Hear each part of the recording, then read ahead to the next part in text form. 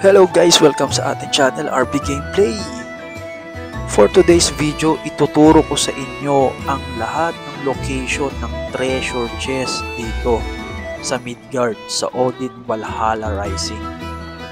Pero kung bago pa kayo sa ating channel, paki-hit naman yung subscribe button dyan sa baba para updated kayo sa mga videos, guides, tips, and walkthrough na i-upload natin. Okay, so proceed na tayo kaagad dito sa mga location ng treasure chest. So yung treasure chest ay mahanap dito sa buong mapa ng Midgard. So iisa-isahin natin lahat yan. Okay? So panoorin nyo mula umpisa hanggang dulo para makita nyo yung location ng treasure chest. Yung unang map, unang chest is dito sa gilid ng castle dito sa Manheim Castle. So pwede nyo i-click yan sa map tapos i-go nyo lang. So tignan nyo lang kung saan ako pupunta, then sundan nyo lang.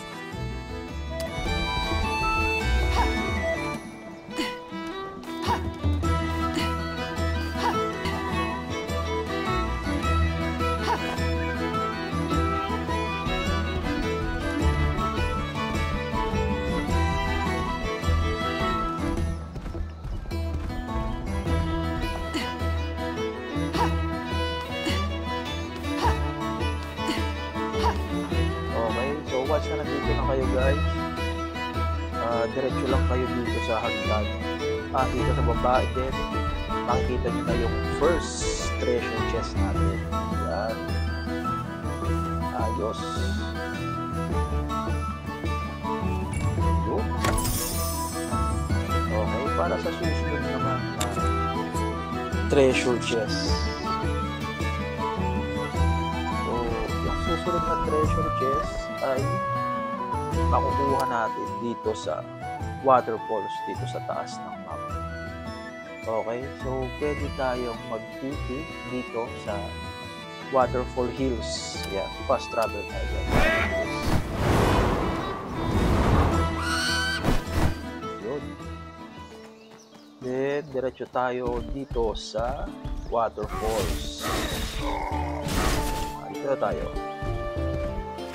Pwede kayo lumangoy. Pindutin nyo lang ng pindutin itong langoy para mabilis. Okay. So, ayun. Makita nyo yung pula. So, mapapansin nyo rin sa minimap, may icon ng treasure chest. So, hindi kayo mahihirapang maghanap kasi pag malapit na kayo sa treasure chest, makikita nyo siya sa minimap or umiilaw siya na pula. Okay? So, yung pangatlong treasure chest natin ay makikita dito sa hideout ni Lerad. So, fast travel tayo dyan.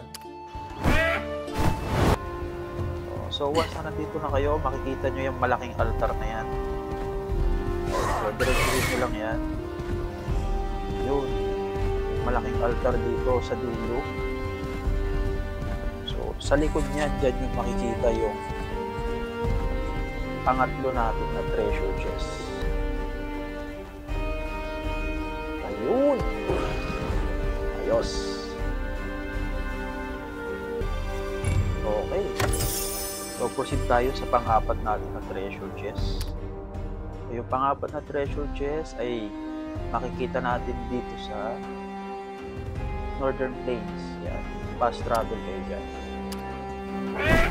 So, once na nandito na kayo sa Northern Plains, click nyo dito. Yan. Malapit sa Sirang Gusali. Makikita nyo yung treasure chest natin dyan na pang-apat. Nasa pinakataas. So, ang gagawin ninyo, wala naman siya sa pinakataas pero nasa taas. Ay umakyat.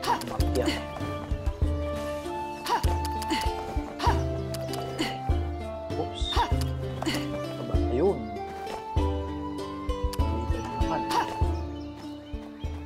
Ayun, ayos.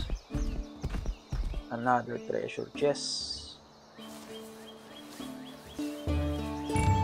Nice one. Okay, para sa ating panglimang treasure chest, mga bossing. Makikita yan dito sa Emu Habitat. Yan. So, fast travel tayo dyan. So, pag fast travel yun, no? So, map. Then, dito. Yan. Ganyan. So, ano rin yan, treasure hunt. Ay, hindi. Ayun. Alright. Pang-anim na treasure chest, mga bossing. Okay. So, para sa susunod na treasure chest natin ay makikita dito sa Bandit Settlement. Yan. So, click nyo yan. Fast travel tayo ulit. Okay, so nakikita nyo yan, yung mataas na ano na to, arco. So, nandyan sa taas yung treasure. Ayun ang umiilaw. Kita nyo rin sa minimap. So, akyat kayo ulit dyan. Okay, so para sa pagpito natin na treasure chest ay makikita dito sa Eagle's Farm. Fast travel kayo agad. Ano nyo, makikita nyo na kaagad yung treasure chest. Agad-agad. Yan. Hindi na kayo maghahanap.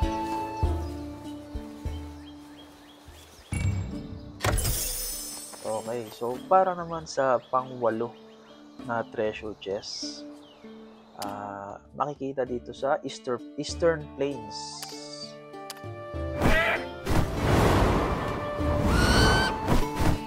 Okay, once na nandito mo sa Eastern Plains, map, then dito, yan. Ayun, no? Kitang-kita ka agad.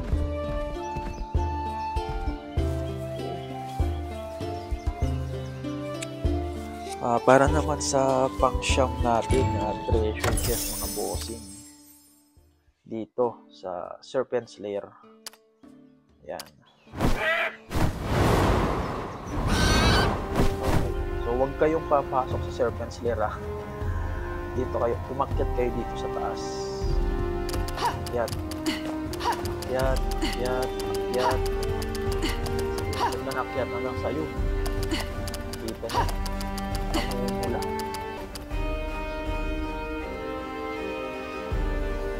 Okay, so ang siyang na treasure chest.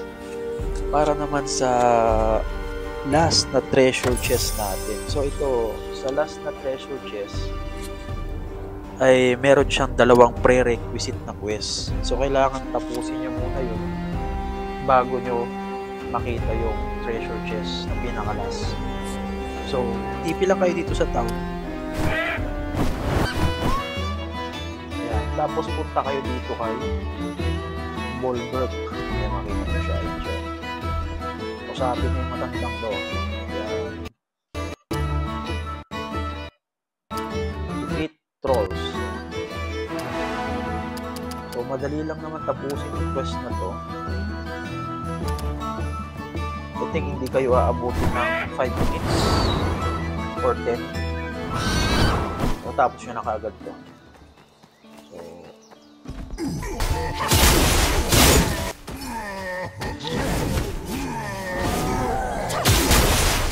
okay. So, yun guys. Natapos na natin yung prerequisite quest nitong last treasure chest natin. So, once na okay na yan, so, ayan, hidden treasure. Ayun, ituturo niya rin yung location. So, malapit lang sa atin. So, akyatin natin. So, yan, sa pinakataas ng mga pader. Okay. Akyat. Akyat. Akyat.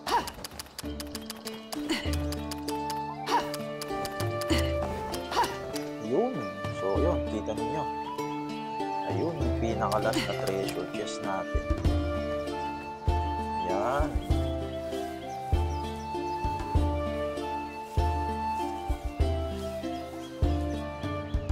Okay. So, yun guys. Meron tayong nakuhang 5 avatar summoning ticket, tapos 4 na ticket din na pang mount. So, balik na natin ang revolver.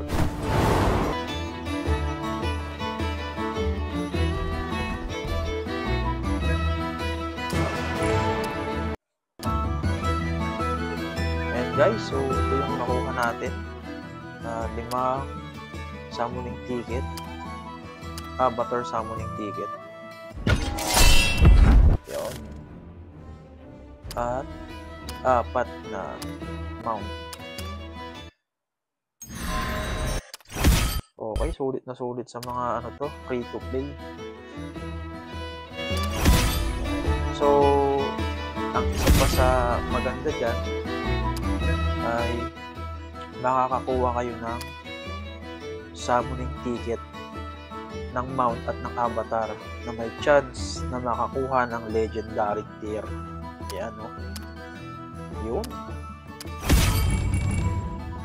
Ayos.